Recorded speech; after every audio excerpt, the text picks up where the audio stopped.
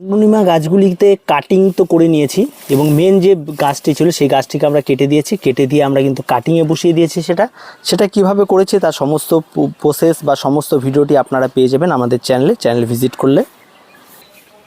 চারাগুলি মূলত আমরা এখানে বসিয়ে দিয়েছি, আর প্রত্যেকটা চারা আপনারা দেখতে পাচ্ছেন এবং এরা খুব তাড়াতাড়ি সফল হবে।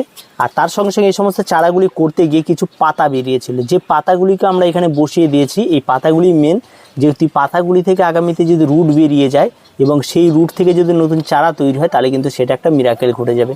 তাহলে কিন্তু আমরা প্রত্যেকেই কিন্তু এটা করতে পারি। তো এরকম দু একটা চেষ্টা বা প্রয়াস আপনাদেরও করতে হবে। প্রত্যেকে একটু যদি নতুন নতুন কিছু করার চিন্তা ভাবনা করেন তাহলে কিন্তু গাছ করা আরও অনেক ইজি হয়ে যাবে। তো দেখা যাক আগামীতে রেজাল্ট কী হয়। তো আমি অনেকগুলো ডালকে একসঙ্গে করে নিয়েছি, ডালও না এগুলো পাতাগুলিকে একসঙ্গে করে প্লেন করে কেটে নিয়ে অ্যান্টিফাঙ্গাল দিয়ে বালির মধ্যে লাগিয়ে রেখেছি। দেখা যাক রেজাল্ট কী হয়। তো অপেক্ষায় থাকলাম, অবশ্যই আপনাদেরও আপডেট দেওয়া হবে। ভিডিওটি এ পর্যন্ত ভালো লাগলে লাইক শেয়ার কমেন্ট করুন।